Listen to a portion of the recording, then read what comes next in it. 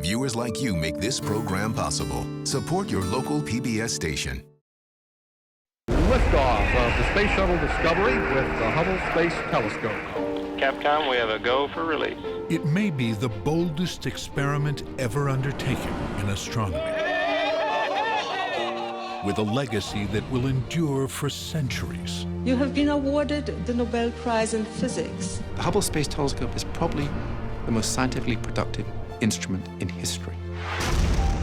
This single tool, the Hubble Space Telescope, has revealed the size and age of the universe, the birthplace of stars, and the existence of black holes.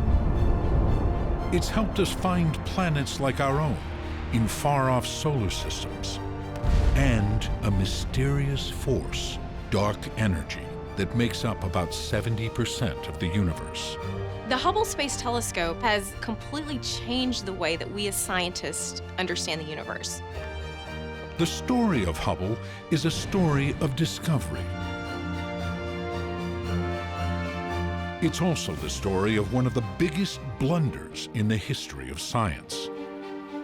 This is the moment we find out that we are doomed to failure. Is it possible that you could bring the telescope back? And of the genius and courage that saved the day. The moment of truth is coming. You can't run from it anymore. It's coming. There it is. Now, on Hubble's 25th anniversary, NOVA tells the remarkable tale of how this magnificent machine was built, how it has solved some of our most enduring mysteries, and how it is showing us a universe as beautiful as it is astonishing. Invisible Universe Revealed, right now on NOVA.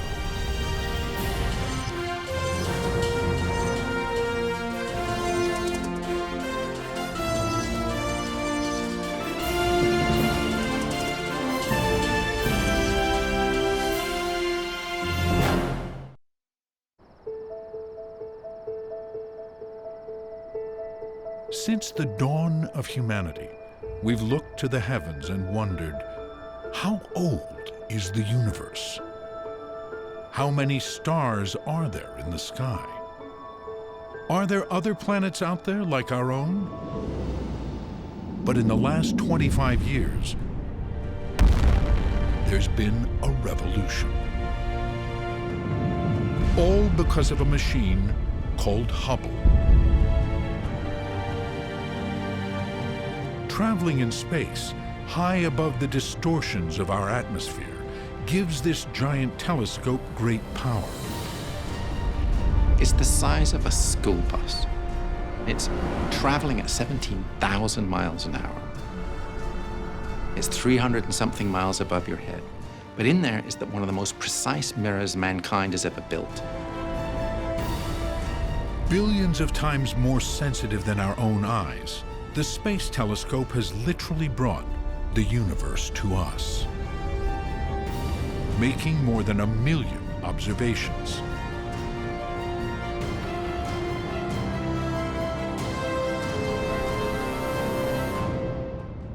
One legendary image is called the Pillars of Creation. It's a giant plume of gas and dust where stars are born.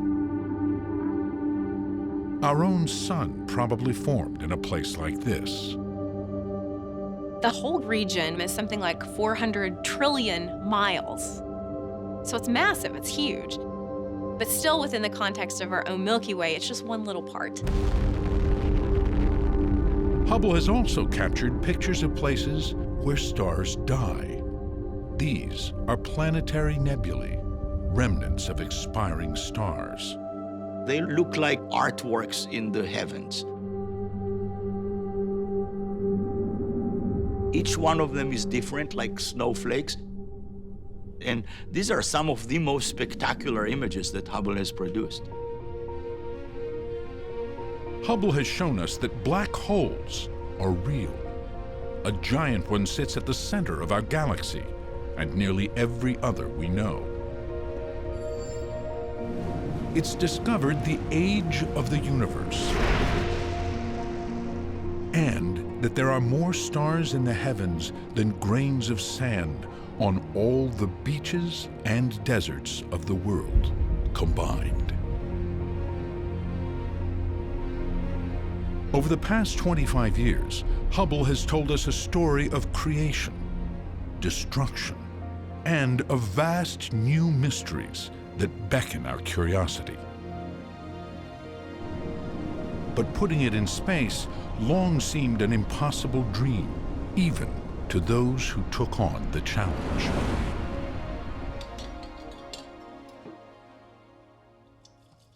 I started out in optical astronomy and spectroscopy. But as a woman in my generation, I could not get tenure at a research institution. In 1959, when NASA was formed, one of the men there asked me if I knew anyone who would like to set up a program in space astronomy. And I decided that the idea of influencing astronomy for 50 years was just more than I could resist, and so I took the job. Astronomer Nancy Roman is known as the mother of the Hubble. She worked on its design and development for nearly 25 years. If I brought anything to it, it was perseverance and belief that it was possible. The idea of a space telescope was first seriously proposed in 1946 by Princeton scientist Lyman Spitzer.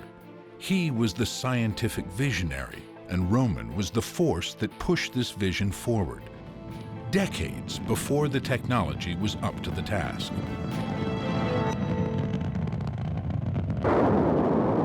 Even into the mid-60s, just getting a rocket safely into space was a challenge. There were a lot of failures. We were babies learning how to walk. And we didn't always succeed. Babies fall down, and we did too.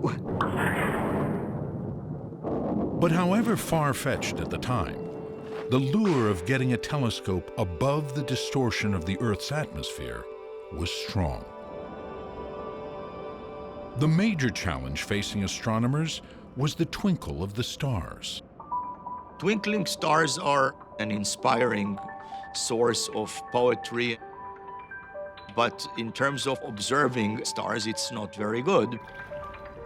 If you can imagine you're swimming on the bottom of the swimming pool and you look up and you kind of see the distortion, just like a funhouse mirror. That's what it's like to study stars from the surface of the Earth. The atmosphere is just like that water in the pool. It sloshes around and moves and distorts the image. But when you come up out of the water, everything's clear. That's exactly what happens when a telescope gets above the atmosphere.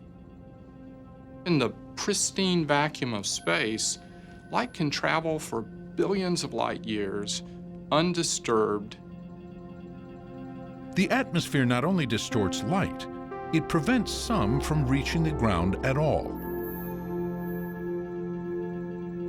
So for those reasons, astronomers for a long time were eager to get something outside. And so I got a committee together, and that was the beginning of the Hubble. The Space Telescope was named for Edwin Hubble, the great astronomer who did much of his pioneering work in the 1920s at Mount Wilson Observatory in California. In those days, our own galaxy, the Milky Way, was considered the entirety of the universe. Nearly everyone, even Einstein, believed the universe had existed forever in its present state, that it was eternal and unchanging. But Hubble would prove them all wrong. He began by figuring out how far away the stars he was seeing actually were. At the time of Edwin Hubble, it was hard to measure distances. It still is, even today. It's difficult to know if a star appears bright because it is actually bright or simply because it is close to us. So Hubble searched for a rare type of star called a Cepheid variable.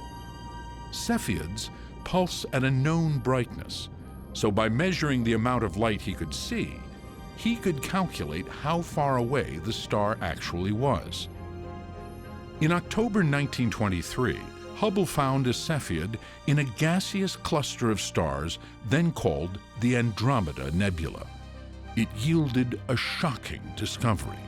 And when he actually did the calculations, he discovered Andromeda was roughly 1 million light years away from us, which was outside our galaxy. Andromeda was its own galaxy. Oh, there are other galaxies out there, and we're just one of them. For the first time in history, there was evidence that our universe stretched far beyond the Milky Way. But then what he did was, we measured the speed of a whole bunch of these galaxies. Edwin Hubble measured speed by looking at the light the galaxies emitted. He knew if the galaxy was moving toward him, the waves would shorten and shift to the blue part of the spectrum. If it was moving away, the waves would lengthen and shift to the red. Every distant galaxy Hubble looked at, he saw the light from it being redshifted, which meant everything is moving away from everything else. And he found the further away they were, the faster they were going. In fact, the universe itself was expanding, stretching the light from the galaxies. Edwin Hubble had changed our understanding of the cosmos forever. The whole universe was clearly expanding. And so this was the discovery of the expansion of the universe, which Einstein said, well, that's crazy, right? The discovery of the expansion of the universe, of course, was a very strong piece of evidence for a beginning. If everything is now expanding, you can run this backwards and see that everything should have started from a certain point or singularity, what we today call a Big Bang.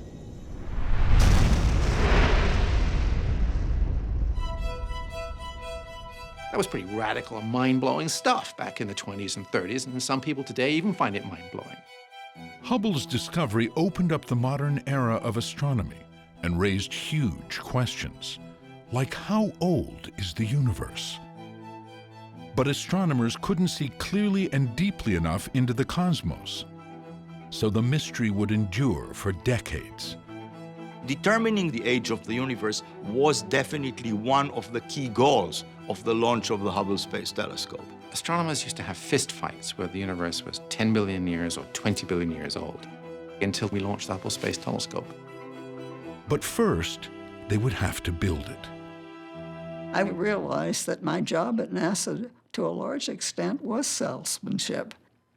And it was a particular problem with Congress. We can cut the space program sharply. The Congress has already cut that $400 million. I think we can cut it $1 billion, and we should cut it $1 billion. Proxmire was quite famous senator of picking out projects that he thought were stupid. We have a war going on in Vietnam.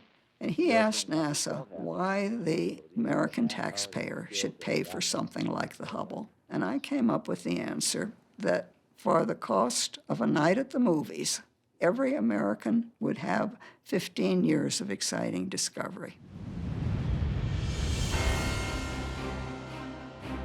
Finally, after more than a decade, the plans were approved in 1977. Hubble's power would come from an 8-foot-wide mirror. It would gather light from across the universe. To magnify the sky and see tiny details, it would need a long distance to focus the light and give a clear image. But a space telescope needs to be compact, so Hubble would use a second mirror to further magnify the light and focus it onto the cameras. For it to work, the mirrors would have to be perfect. Hubble was the most precise optical mirror ever made. No place along its surface could it deviate from a perfect curve by more than a millionth of an inch. An optics company, Perkin-Elmer, was chosen to do the work, in part because it had already made mirrors for spy satellites. They told NASA, we know how to do this, and this technology is proprietary. We are not going to let you come in and watch what we are doing. So NASA got a rather limited view of what was going on in that little group. And they had very, very precise instruments that they designed just for polishing this mirror. They had to work at night so that the vibration of cars in the parking lot wouldn't cause problems with the polishing equipment. They had to isolate it and float it on a table so any vibrations from the building wouldn't come in. And this program was over budget, behind schedule. They were desperate to get the telescope built and flown. Perkin-Elmer's own measurement showed discrepancies in the surface of the mirror.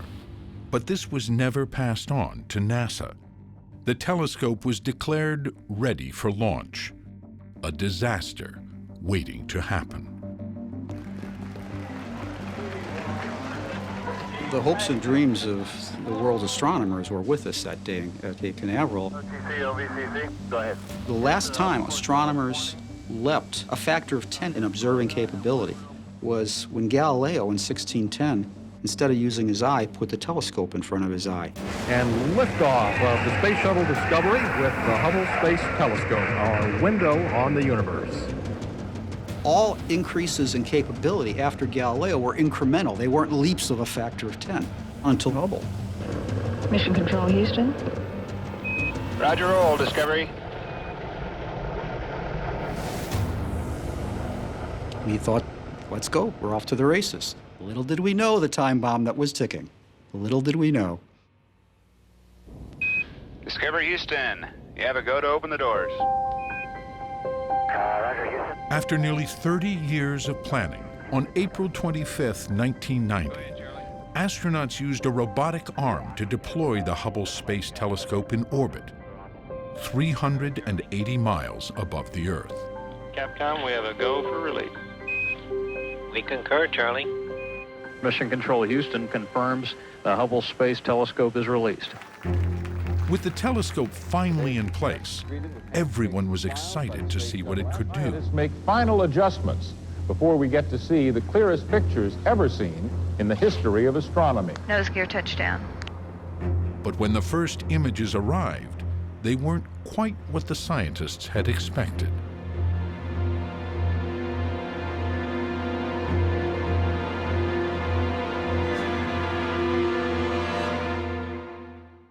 When they first saw these images, they just assumed the telescope wasn't in focus. They tried to move the focus backwards and forwards, but the light kept being blurred, like it was always out of focus. It was really quite a shock. We were very worried. I just couldn't believe it. It definitely was a huge shock. We're supposed to revolutionize astronomy. How is it that we can't focus this telescope? How is this even possible? After weeks of investigation, horrified astronomers suspected something was wrong with the mirror. This is my logbook that I kept during the early days of Hubble. Daily we went to meetings and we kept a record of everything that was happening. Here's a particularly interesting day. We were told about the actuators on the back of the mirror. The actuators might be able to fix small errors in the surface of the mirror by pushing and pulling on it.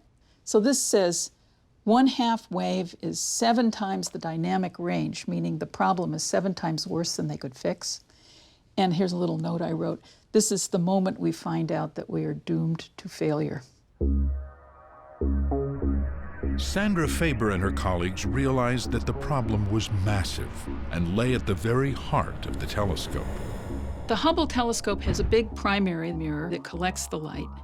And then there's a secondary mirror which reflects the light back down to the detector. So if everything is working, every zone of the primary mirror should come to a focus at exactly the same location. With a single focal point, a star would appear crisp and bright. But this wasn't what was happening. As I looked at those star images, I could see that the problem with Hubble was the rays are coming to a focus at different points. And that is the classic problem called spherical aberration. This is the actual set of images that my team presented that convinced people of the spherical aberration. The top set of images is simulated with software. The bottom is the actual images. And the fact that they match is what shows that we really understood what was going on. That was a kiss of death. It was like a bullet to the head. So I said, well, what are we going to do? Should we declare this telescope to be junk and just end it? Can we use it in its present form and get something out of it? Can we fix it? And all of those thoughts were running through people's minds in those fateful days after this discovery. Somehow the mirror had been polished too flat, and there might not be anything anyone could do to fix it. It was probably early June when people started saying the S word, spherical aberration. That led up to the infamous press conference that I'll never forget as long as I live. What might have made this happen? Do you know for sure that the aberration is in the primary mirror, the secondary mirror, both? Why wasn't it caught on the ground? That's correct. This was one of the most expensive science projects that NASA had ever undertaken, and it was a techno-turkey. Is it possible that you could bring the telescope back? It was an absolute disaster. And so it became life and death for NASA itself. It was the national joke. We went from being the heroes of the universe to the Mr. Magoo's, and being associated with the telescope was like difficult. A NASA board of inquiry searched for clues to what went wrong. Inspecting every piece of every tool used to polish the mirror, they found the smoking gun. A few missing chips of paint. They had thrown off the laser-guided measuring tool used to shape the mirror. Everything was off about 1 millimeter. And so they polished the edges of the mirrors a little too flat. About 1/50th of the thickness of a human hair. Many feared this meant Hubble was dead, since the mirror was hard to access and impossible to remove in space. Sandra Faber was on the panel tasked with finding a solution. The Blue Ribbon Committee convened. People were thinking about everything from bringing the telescope down to having astronauts go up in orbit and swim down into the tube and install correcting optics in front of the primary mirror. Basically shows the front end of the telescope. I called the report jokingly 50 bad ways to fix a space telescope. The best idea was to put small corrective mirrors in front of the cameras and other instruments.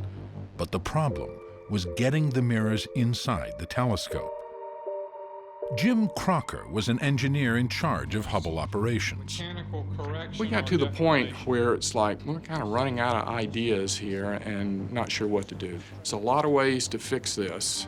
There's just no way to perform them in space. I actually came back from the meeting and went back to the hotel we were staying at. And I thought, well, I'll take a shower before we go out to dinner. The shower head's on a sliding rod, and the head goes up and down. And so I turned the water on, and I slid it up, and then it was like it clicked. If we packaged the mirrors into a little robotic arm, and we put that arm into a new instrument, it could raise this mirror up and flip the little mirrors out in front of each of the other instruments and correct them all. And I thought, that'll work.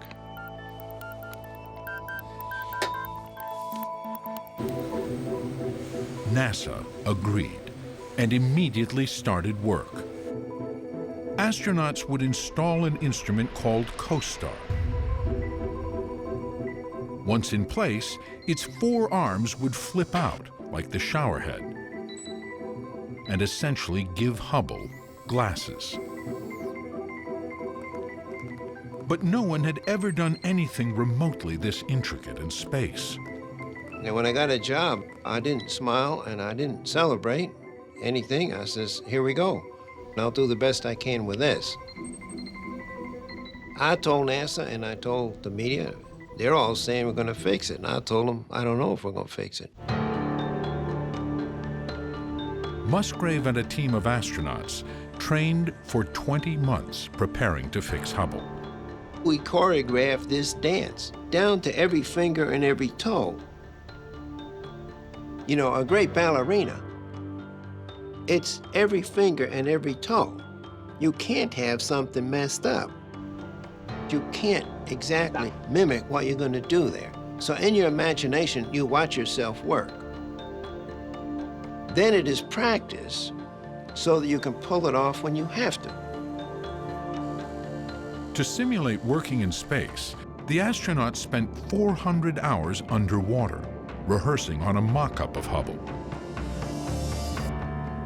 I think the most incredible thing about this is that the astronauts were prepared to risk their lives to go and fix a scientific instrument. OTC CDR, how do you read this morning? We know the shuttle was not a perfect machine. After all, there's been 2 disasters. This is shuttle launch control list. Out of 1 in 10 chance of dying. I don't like those odds. But it's not a matter of fear. You've decided ahead of time this is what you do in life. And we have liftoff. Liftoff of the Space Shuttle Endeavour on an ambitious mission to service the Hubble Space Telescope. In 8 minutes, they went from 0 to 17,500 miles an hour. Roger roll, Endeavour. It's rough. The vibrations are very rough. It's a butterfly bolting on a bullet, you know. That's what's going on.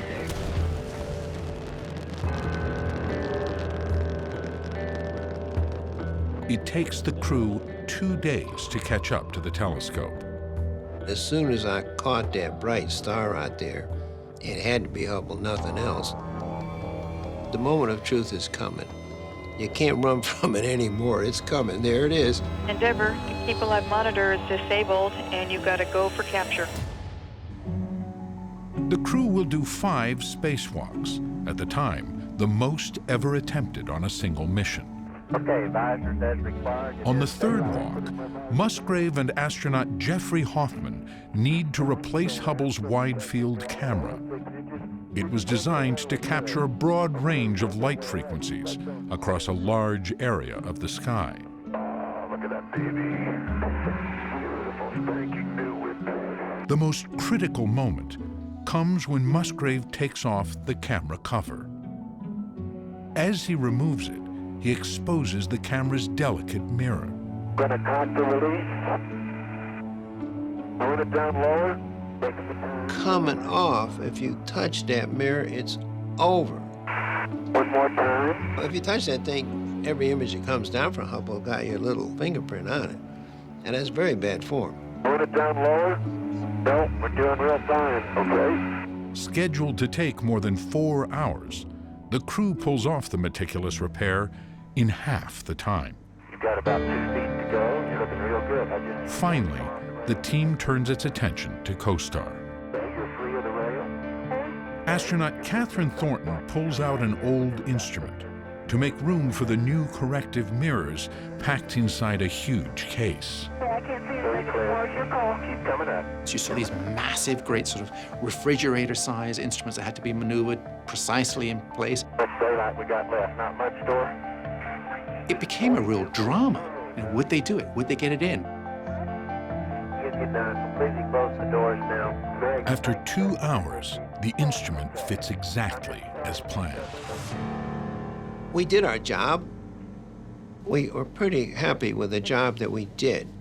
But even if, yes, we did the job perfect, I didn't know what the result would be. Sit down, Chris. Back on the ground, the room is packed as they prepare to receive the first images.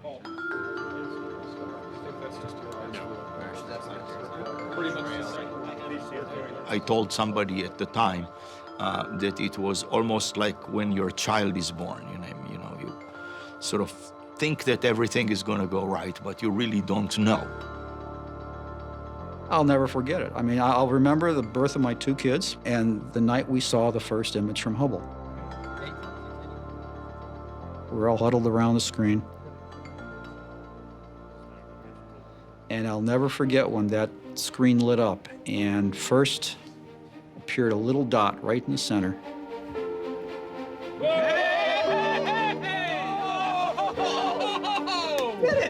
And that by itself was good news because there was no fuzz around it. But then more and more little dots, stars, started showing up until the whole screen was filled with crystal clear points of light. And all the faint stuff we were never seeing suddenly showed up.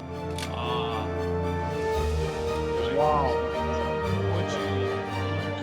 And we knew we had fixed Hubble.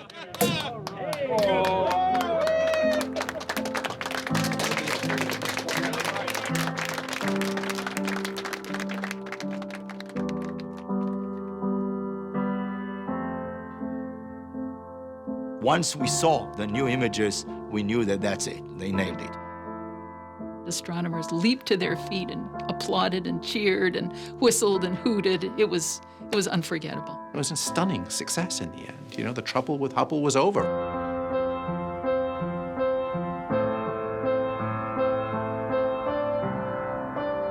With the Space Telescope now fully living up to its design, scientists could finally begin to solve some of the timeless mysteries of the universe. The solutions to many of these mysteries lie in the countless beautiful images Hubble has sent back, the most detailed ever taken of the heavens. You cannot help but be in awe when you look at Hubble images. In addition to these images being beautiful, they help us to answer the questions that humans have been asking for forever. Questions like, where do stars and planets come from? And this Hubble picture of the Orion Nebula gave us unprecedented insights. This particular image is so incredibly detailed. We can see stars forming. All of this background colorful structure is hydrogen gas. When gravity starts to take hold, the hydrogen atoms come together and undergo nuclear reaction. So they start to form a star. And so a lot of what you actually see in this image, all of these bright dots, are these things. They're newborn stars. This single image reveals 3,000 newborn stars. And it also showed astronomers something else they'd never seen before. If you zoom in and look really close, what you can see are these very cool little protoplanetary disks. So these are tiny little solar systems that are starting to form.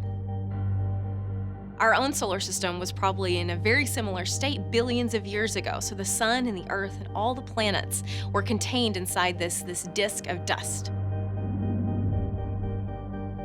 What Hubble did was it really opened the door for us to image these disks and be able to see them with our eyes. Hubble can see light up to 4 billion times fainter than the human eye.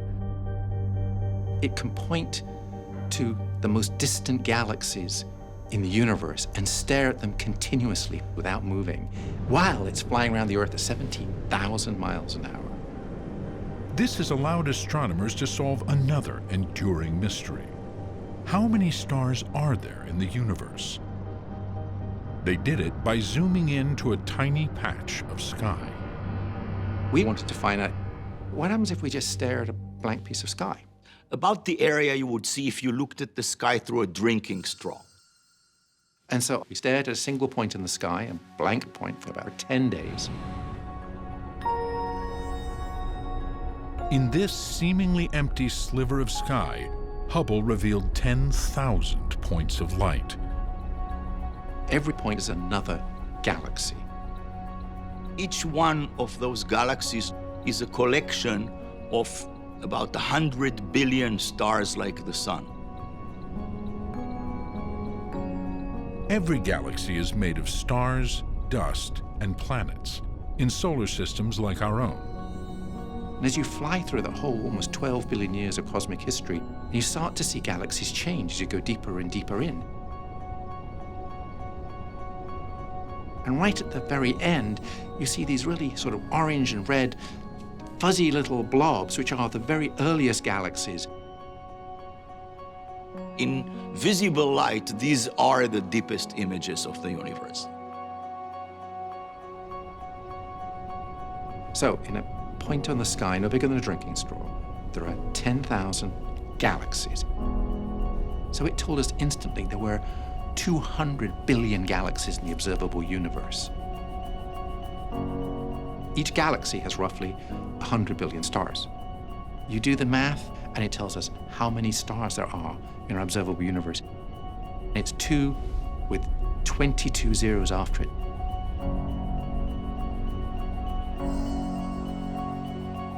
We didn't know that before the Hubble Space Telescope went up. The telescope would also help answer another one of the most profound mysteries ever contemplated. How old is the universe? The Hubble Space Telescope represents exploring in the true sense. You don't know what you're going to find. The discovery of the age of the universe would take a circuitous route, building on Edwin Hubble's breakthrough that showed the universe is expanding. It would also set the stage for a shocking surprise. Everybody had known for many years that the universe was expanding, but everybody had assumed that the universe would slow down in that expansion because gravity would attract everything to everything else, and that would slow the expansion. And the big question was, is there enough stuff in the universe to gravitationally attract the universe to come to a halt? Is gravity retarding it enough that eventually the expansion will stop, and then the universe would start contracting? And so we wanted to measure, as far out as we could, as far back in time as we could, the past expansion rate of the universe and compare that to today. Like Edwin Hubble had decades before, the scientists needed to find stars of known brightness so they could accurately measure distances. Hubble had used Cepheid variables, but Perlmutter and Reese searched for something called a supernova type 1A. These exploding stars all burn with the same peak brightness, 5 billion times brighter than our sun. But the trick was to find them. They really are rare. They only explode a couple times per millennium in a given galaxy of 100 billion stars. And for that matter, they don't give you any advance warning. You don't know when it's going to happen. And then once a supernova explodes, it brightens in a few weeks and it's faded away in a few months. But if you can observe some, 50,000 galaxies in the course of a night, and then if you can wait a few weeks and come back and observe the same 50,000 galaxies, now you have a reasonably good odds that new supernova will have exploded in some of those galaxies. The Hubble images made it possible to measure how far away the supernovae were, and how long it took their light to reach the Earth, even when they had exploded billions of years in the past. And that's, of course, the whole game here, because you need to be able to tell the brightness of that supernova to tell exactly what point in time in history you're looking at. With the same technique Edwin Hubble had used, redshift, Perlmutter measured a distant supernova's light to see how fast it seemed to be moving away. He expected to see that the expansion of the universe was slowing down, but he was in for a surprise. It was 7-8 billion years back in the past, and that one supernova suggested that the universe was not slowing down. And this was very interesting, very puzzling. His team then analyzed 42 more supernovae and came to a shocking conclusion. That data set strongly suggested that the universe was actually speeding up.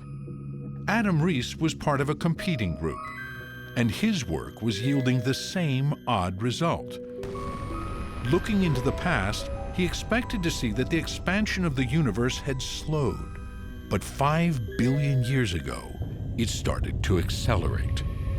You know, you worry a tremendous amount because there are many ways to get a measurement like that wrong. Pretty much only one way to get it right. The two teams working on this at this point were in really tight rivalry. We were not talking to each other about what we were finding at all. You wake up at 2 in the morning and you think, oh my God, did I account for some subtlety? We knew that if we got anything wrong, the other group would be sure to point it out. Did I subtract it from the total? Is this right? And, you know, this is like cosmic accounting. You know, you got to make sure that it's right. But the numbers were correct. Within weeks of each other in 1998, the two teams announced the same shocking conclusion. The expansion of the universe was speeding up. You have been awarded the Nobel Prize in Physics for the discovery of the accelerating expansion of the universe. Perlmutter and Rees, together with Rees's team leader, Brian Schmidt, shared the 2011 Nobel Prize in Physics. But their discovery had opened up a whole new mystery. What was fueling the acceleration? Scientists called it dark energy. Something like 70% of all the stuff of the universe has to be made of this dark energy for the universe to be accelerating the way it is. And so it's possibly the most important stuff in the universe, and we don't know anything about it. I don't really know what dark energy is. We don't have an explanation that would satisfy really anybody, especially a physicist. And so it's blowing everybody's minds again. I mean, physicists call this the most important problem in physics because we don't know where this dark energy's come from. We can't calculate where it's come from. Our models don't work. But despite the mystery, the discovery helped finally resolve the question astronomers had dreamed of answering for centuries. How old is the universe? You need to know that history of when was it faster, when was it slower, if you're going to piece it all together and working our way back to the point at which all the distances would go to zero, the beginning of the universe, the Big Bang. Scientists found Cepheids and supernovae stretching far across the universe.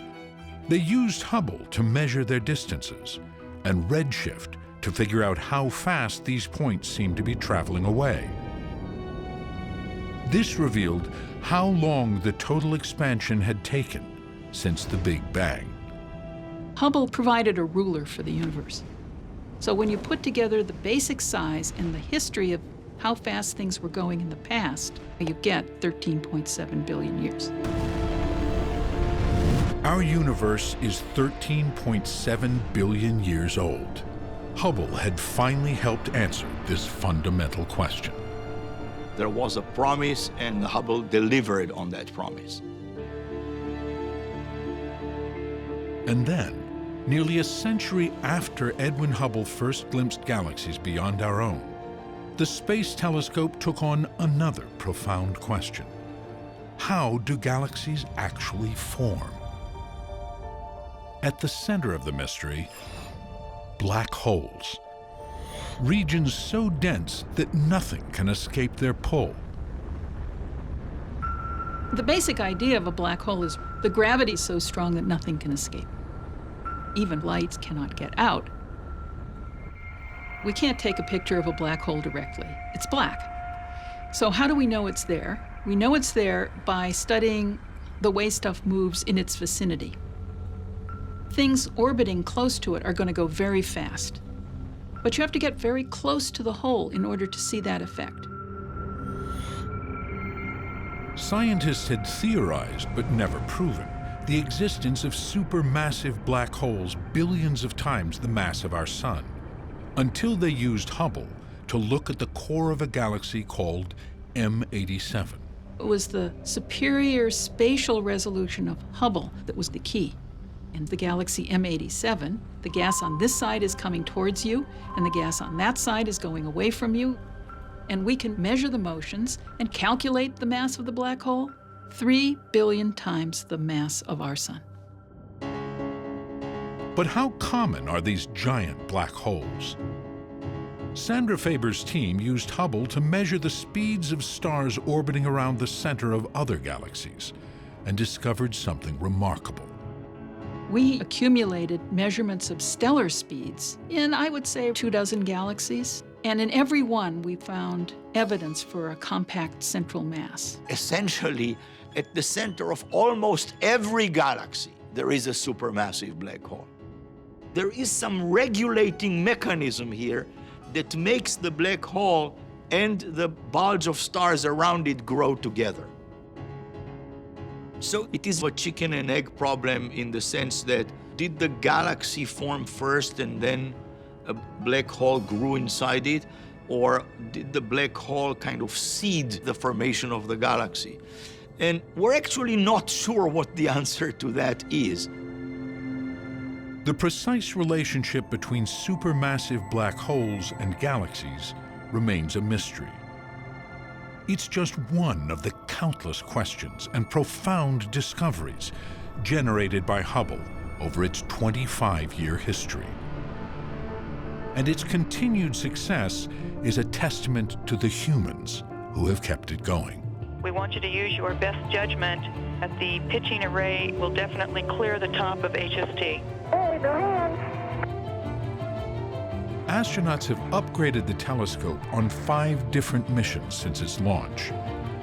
Hubble has arrived on board Atlantis. Okay, here we go. The last visit to Hubble was in 2009.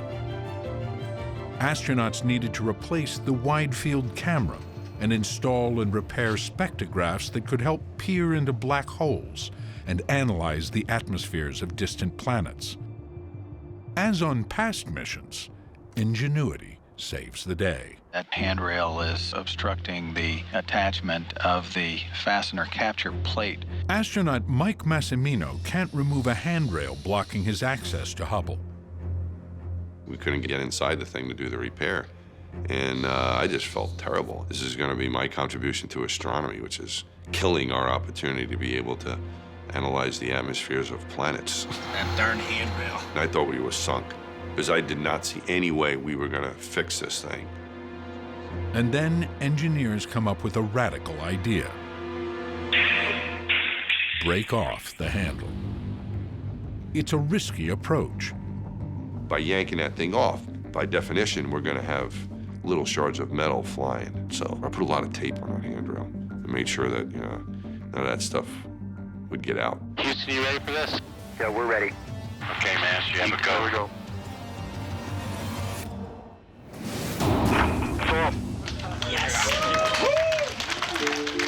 Disposal bag, please. The handrail was out of the way. It wasn't going to be a problem anymore.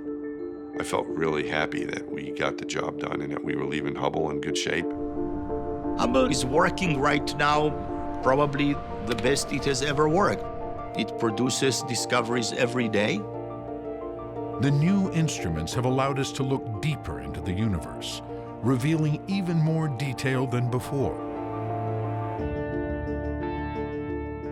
This recent image of the Andromeda Galaxy is the highest resolution Hubble photo ever taken. More than 60,000 light-years across, it shows more than 100 million stars. And just this past year, a spectrograph installed on Massimino's mission analyzed the light filtering through the atmosphere of a planet 729 trillion miles from our own, and found water. We absolutely couldn't have done this work without Hubble. It's a remarkable contribution for a 25-year-old machine. Every one of the science instruments were eventually replaced. You don't have any of the original ones left. And that's why it's still doing its job 25 years later. We don't warranty the labor. I'm not sure about the parts. You got to check with NASA. But I think it's going to be going for a long time. But with the space shuttle decommissioned in 2011, there's no way to reach Hubble. And the telescope's days are numbered.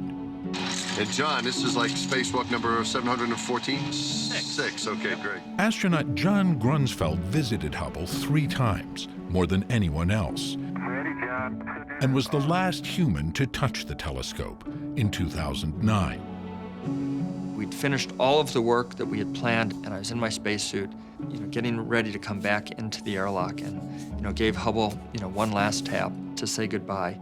And I just felt incredibly happy that we'd had this amazing ride. I watched it disappear off into the distance, and I knew I would never see Hubble again. But we'd accomplished so much; it was just a matter of joy.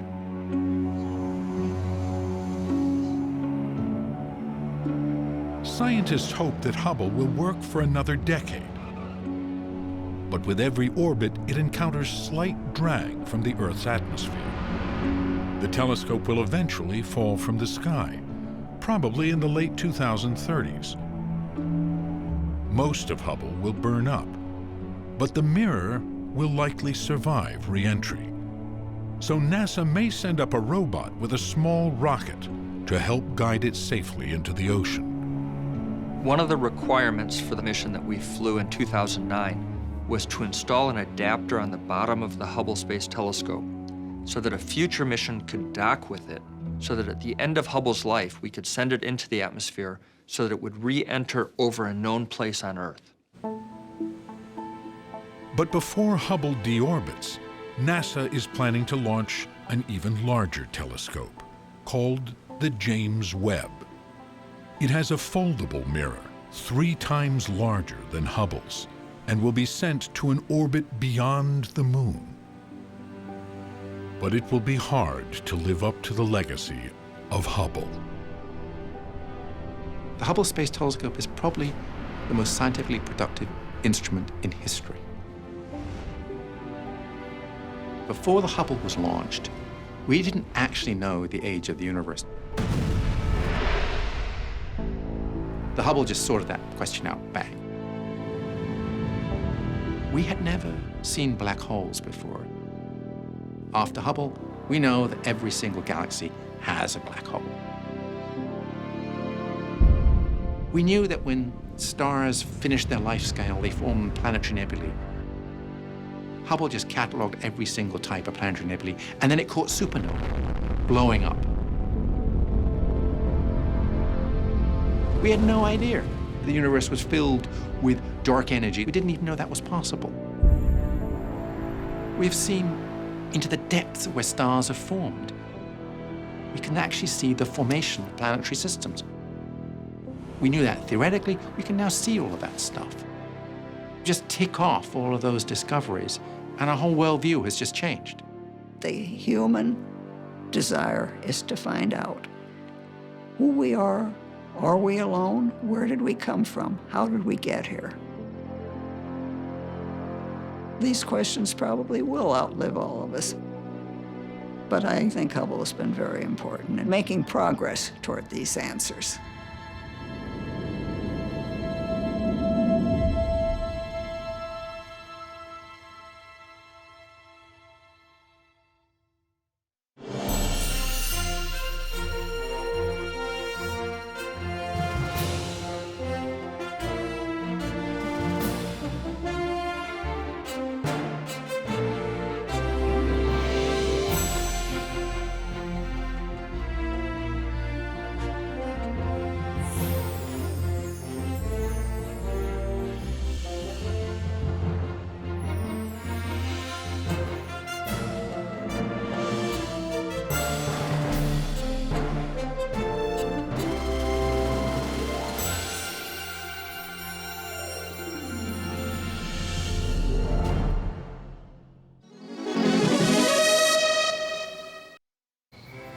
Be more PBS.